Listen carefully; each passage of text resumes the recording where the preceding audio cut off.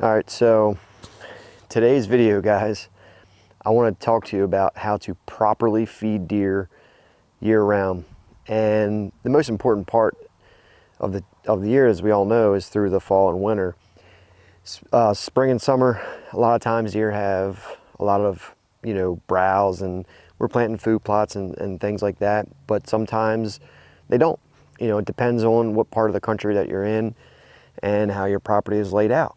You may not have a lot of browse. You may not have a lot of fields. You may not be able to plant food plots. But if you have a piece of property where you do have the space to plant food plots, and you want to try to build your herd, and you want to try to give the deer extra nutrition and help them get through the winter months, there are several things with that you can do.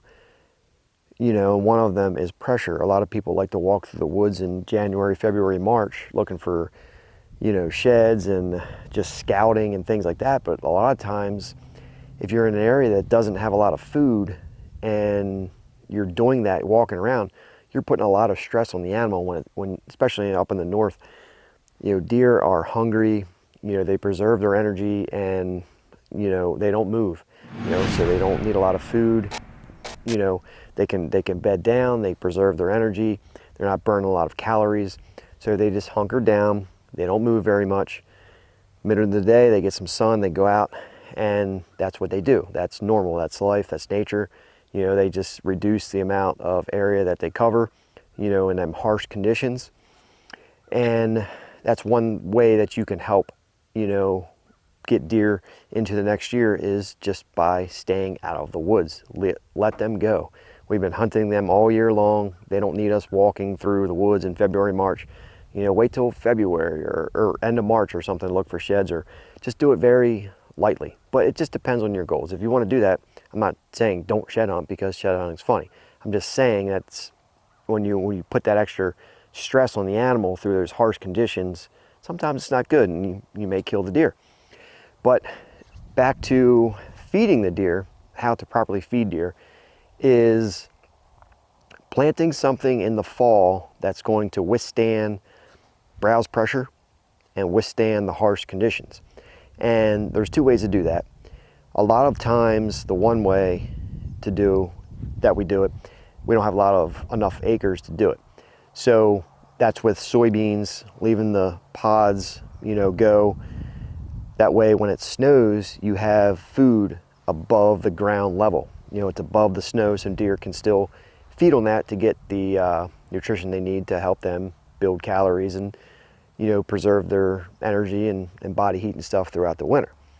The second way, which is, my opinion, is the best way, is winter wheat. You cannot beat winter wheat, because winter wheat will withstand harsh conditions. You get a warm day, 36-degree day or something sunny, and the stuff will continue to grow and provide many months of food throughout the year. Another way to do it is winter rye. I don't like planting winter rye by itself. Winter rye is not very palatable. It'll grow anywhere and it will provide food, but it's not very palatable. Now, if you mix winter wheat and rye together, that's a bonus, because they'll obviously eat the winter rye, but they will also eat and enjoy much more of the winter wheat.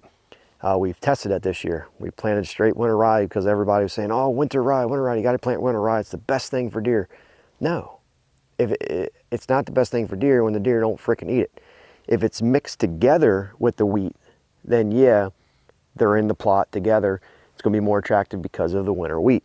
Winter rye is like one of those things where you have stages. You have like winter rye, you have winter wheat, and then you have oats.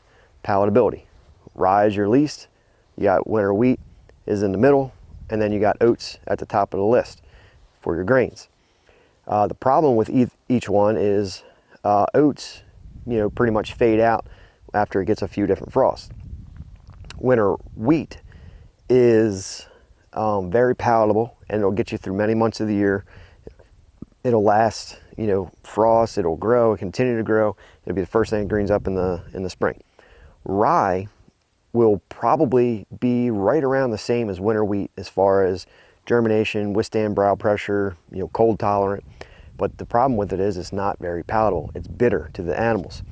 So, but the thing is why I like planting mixes. If you plant all three of those together, it becomes the perfect food plot for grains. And it'll last, I'm talking months. It'll get you through October, November, December, January, February, March, April. You start getting into March and April, then stuff starts to green up. But when this winter wheat will come back in the spring, early spring, before anything else, before clover, before browse on the vegetation and everything, it'll be the very first thing to green up, and it'll provide you, depending if you're north or south, it'll provide you 2 to 2.5 months of extra available food before the browse can take over and provide the animals with much more variety than we can as far as food goes. So if you're trying to feed deer year round, you want to focus on cereal grains, wheat, rye, and oats. Have a mixture. Don't just plant one or the other. Plant all three of those together, and it'll help the deer throughout the year. And a lot of people say they feed deer, and then you ask them, you talk to them, and they wonder why they're not really having good success with it, and they say they're feeding deer with corn. There's ups and downs, pros and cons, everything, but with corn is not a nutritional food to the deer. A lot of times corn will rot the teeth of deer. It wears them down a lot quicker. It'll rot them out. In my opinion, deer are not really meant to eat corn. It's not something they're meant to eat and digest. It's very hard on their digestive system. But there's pros to it. It's very attractive. If you're using corn to bait deer, it's a very attractive thing, food source, but it's not very nutritious. It does have some carbs and a little bit of fat in there, but it's just not very nutritious to the deer. A better option, more bang for your buck, is going to be, what do you think is better? A 50-pound bag of corn spread in a 10-foot circle, or a 1-acre field of green, tender, micronutrient rich, food source, that's nature intended, that's what deer are meant to eat. What do you think's better? Obviously the 1-acre food plot, of wheat and rye and oats and whatever, weeds that come up in the spring, that is going to be very much more beneficial than anything that we dump on the ground. It's just common sense. So, and I'm not saying that if you can't do that, you're not doing it right. I'm just saying this is for the people that have property and they can plant food plots and they want to try to provide that extra additional food source to give the animals, a couple more inches on their antlers and a little bit of body weight increase and things like that. You try to help the wildlife and do some land management and habitat management and try to help the animals out as much as we can. And I always say this, deer don't need our help, guys. Deer know how to survive. They've been around way before us, and they do not need our help, but we can help benefit them to bring body weights up and antler size and just provide an overall extra nutrition to them. And the best way to do that is through cereal grains, wheat, oats, and rye. Don't plant ryegrass. Plant winter rye, winter wheat, and oats. If you're using oats, don't buy farm oats. They're junk. You're better off spending the extra money to get buck forage oats, or a little bit more money, but it'll provide you through many more frosts throughout the winter. Farm oats, you get a hard frost, they're done. If you get forage oats, it'll last you many more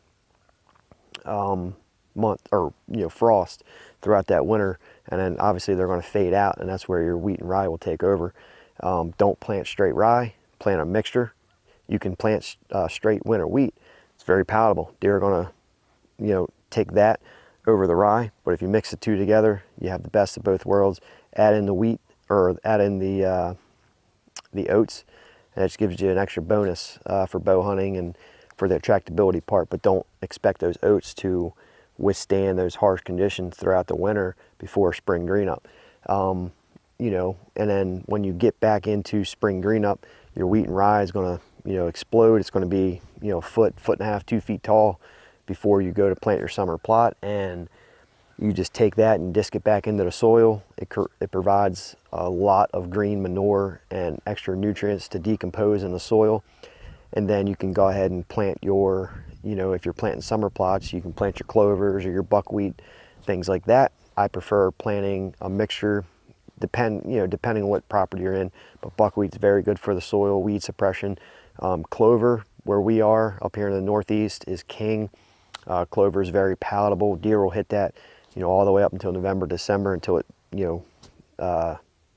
just goes away, because of the cold temps and goes dormant and things like that. But hopefully this video helps you guys. Hopefully you're having a good season. If you guys have any questions, post them down below. I'm here to help you guys throughout the whole year, in the next year, and as long as I'm making videos, I'm here to help you guys. And also, I want to let you know that we created a membership for the channel. There's 3 different tiers that you can join.